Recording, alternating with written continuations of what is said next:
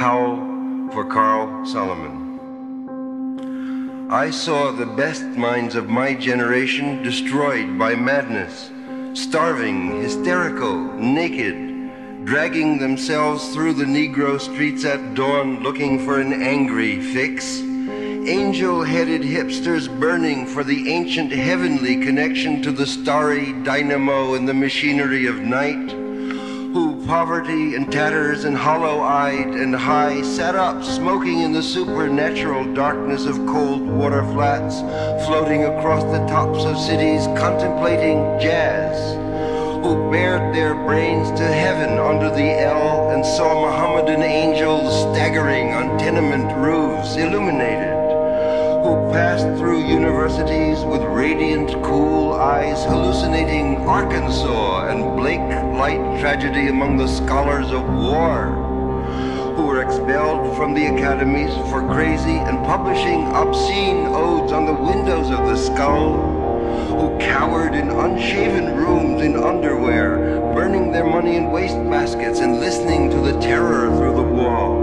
who got busted in their pubic beards returning through Laredo with a belt of marijuana for New York, who ate fire and paint hotels or drank turpentine in Paradise Alley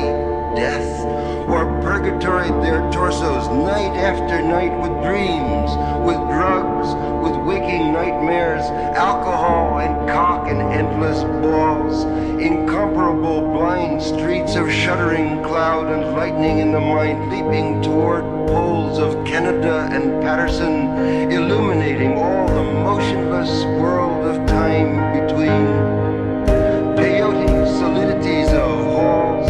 backyard green trees, cemetery dawns, wine drunkenness over the rooftops, storefront boroughs of tea-head, joyride, neon, blinking traffic light, sun and moon and tree vibrations in the roaring winter dusks of Brooklyn,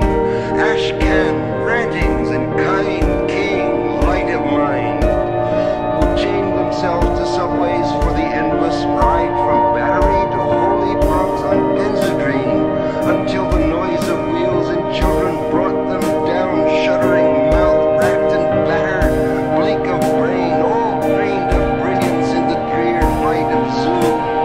who sank all night in submarine light of Bigfords, floated out and sat for the stale beer afternoon in desolate Fugazis, listening to the crack of doom on the hydrogen jukebox,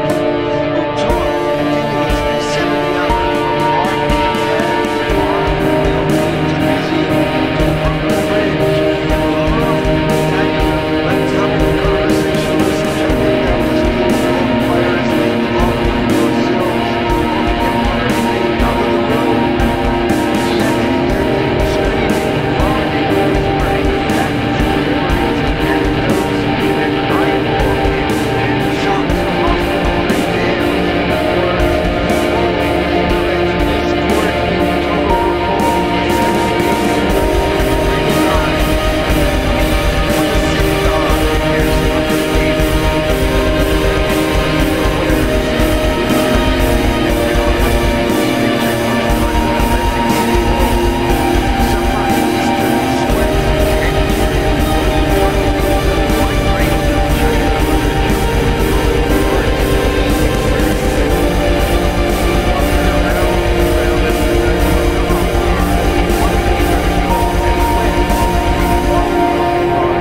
gate, lit cigarettes in boxcars racketing through snow toward lonesome farms in grandfather night, who studied Plotinus, Poe, St. John of the Cross, the Book of the Dead, telepathy, and Bach Kabbalah, because the cosmos instinctively vibrated at their feet in Kansas, who loaned it through the streets of Idaho, seeking visionary Indian angels who were visionary Indian angels, who thought they were only mad when Baltimore gleamed in supernatural ecstasy, who jumped in limousines with the Chinamen of Oklahoma on the impulse of winter, midnight, streetlight, small town rain, who lounged hungry and lonesome through Houston seeking jazz or sex or soup, and followed the brilliant Spaniard to converse about America and eternity, a hopeless task, and so took ship to Africa, who disappeared into the volcanoes of Mexico, leaving behind nothing but the shadow of dungarees and the lava and ash of poetry scattered in fireplace Chicago, who reappeared on the West Coast investigating the FBI in beards and shorts with big pacifist eyes, sexy in their dark skin, passing out incomprehensible leaflets, who burned cigarette holes in their arms, protesting the narcotic tobacco haze of capitalism,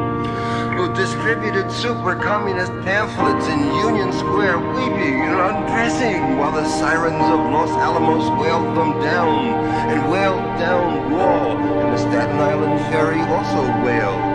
who broke down crying in white gymnasiums, naked and trembling before the machinery of other skeletons, who bit detectives in the neck and shrieked with delight in police cars for committing no crime but their own wild cooking, pederasty, and intoxication, who howled on their knees in the subway and were dragged off the roof waving genitals and manuscripts, who let themselves be fucked in the ass by saintly motorcyclists and screamed with joy, who blew and were blown by those human seraphim, the sailors, caresses of Atlantic and Caribbean love,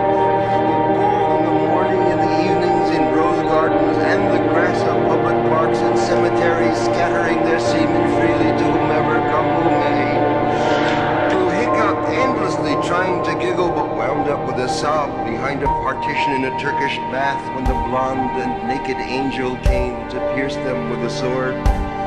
who lost their love boys to the three old shrews of fate, the one-eyed shrew of the heterosexual dollar, the one-eyed shrew that winks out of the womb, and the one-eyed shrew that does nothing but sit on our ass and snip the intellectual golden threads of the craftsman